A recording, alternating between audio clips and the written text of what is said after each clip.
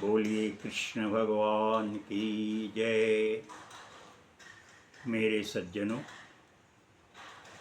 क्या आप लोग जानते हैं कि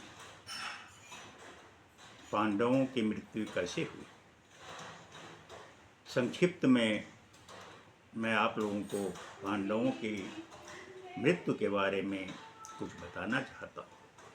मेरे सज्जनों,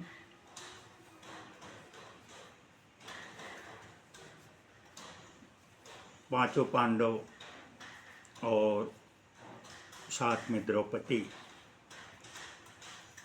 अंत में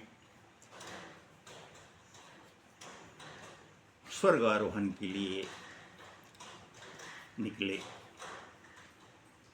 मित्रों, स्वर्ग आरोहण जाने के लिए वे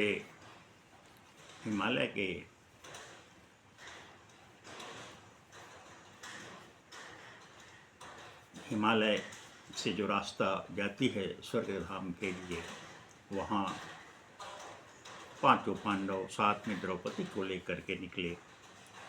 मित्रों, जाते जाते सबसे पहले द्रौपदी रास्ते में गिर गए। मित्रों, द्रौपदी स्वर्ग में जाने से पहले क्यों गिर गई, मैं आपको बताना चाहता हूँ कि द्रौपदी को जब स्वयंवर से जीत करके लाए थे, तब उनकी माता ने उनसे कहा था कि पांचों भाई मिल करके इसे बांट लो। मतलब पांचों के लिए वो समान थी, लेकिन द्रौपदी हृदय से अर्जुन के प्रति ज़्यादा स्नेह रखती थी, ज़्यादा प्रेम रखती थी। इसी के कारण द्रौपदी पहले गिरी और उसकी मृत्यु हो गई। इसके बाद जब आगे बढ़ रहे थे तो दूसरे स्थान पर सहदेव गिरे। जानते हैं सहदेव क्यों स्वर्ग तक के द्वार तक नहीं पहुँचे? सहदेव को अपने ज्ञान का घमंड था, बहुत ज्ञानी था, उसे अपने ज्ञान का घमंड था, जिसके कारण वे स्वर्ग के द्वार तक नहीं पहुँचे। तीसरे जब आगे बढ़ रहे थे तो तीसरी बार नकुल रास्ते पे गिर गए। नकुल को अपने रूप का, अपने सौंदर्य का, बहुत रूपवान था नकुल, बहुत सुंदर था, उसको घमंड था, जिसके कारण वे स्वर्ग के द्वार तक नहीं पहुँचे। उसके बाद जैसे जैसे आगे बढ़ रहे थे, अर्जुन रास्ते पे गिर गया और वह भी मृत्यु को प्राप्त हो गए। जानते हैं क्यों? अर्जुन को अपनी शक्ति पर बहुत घमंड था, बहुत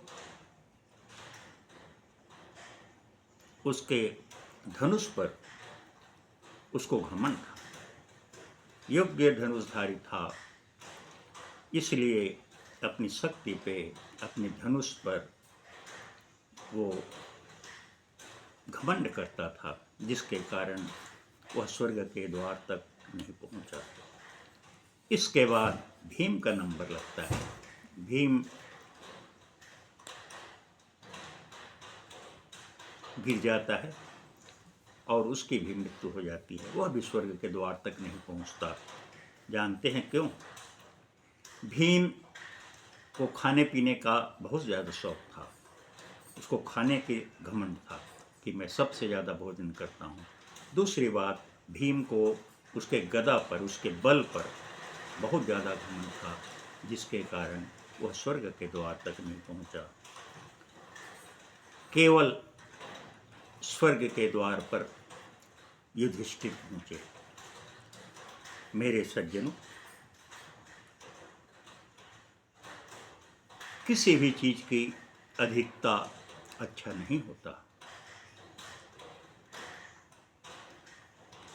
सत्य के समान दुनिया में कोई धर्म नहीं है।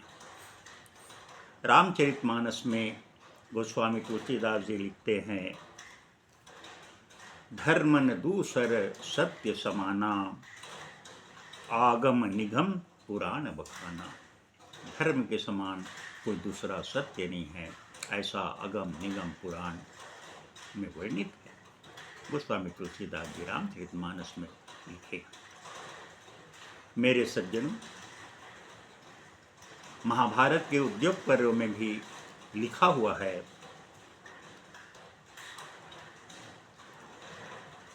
सत्यस्य वचनम साधु सत्यम, ज्ञानम ज्ञानम परम पद्मम, यतो धर्मस्ततो जयः, यतः सत्यम ततो धर्म। यह महाभारत के उद्योग पर्व में लिखा गया है। मेरे प्रिय भगवत भक्तों, धर्म के समान, सत्य के समान और कोई दुनिया में कोई धर्म नहीं। सत्य का जड़ पाताल में, ऐसा ही कहा जाता है। मेरे सज्जनों, सत्य क्या होता है? शाश्वत होता है, अपरिवर्तनीय होता है, कभी वह परिवर्तनशील नहीं होता, शाश्वत होता है, ध्रुव होता है। ध्रुव सत्य कहा जाता है, ध्रुव होता है, अडिग रहता है, कहीं पर सत्य झुकने वाला नहीं है, स्वयं प्रकाशित है, किसी दूसरे प्रकाश की उसको आवश्यकता नहीं होती, और ना वो किसी से डरता है, निर्भीक रहता है। सत्य बोलने वाला परेशान हो सकता है, लेकिन कभी पराजित नहीं हो सकता। इसीलिए कहा गया है कि सत्य परेशान हो सकता है, पराजित नहीं।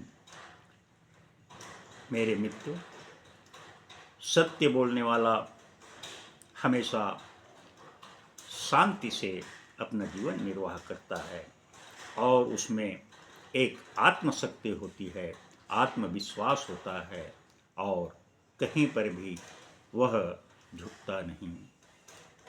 सिर ऊंचा कर, छाती चौड़ा कर, कहीं पर भी वह अडिग रहता है।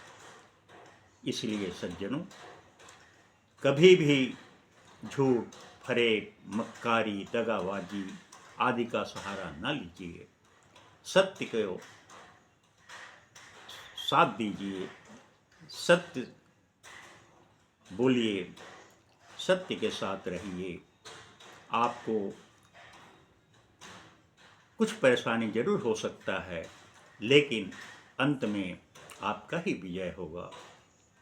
बोलिए श्री कृष्ण भगवान की जय।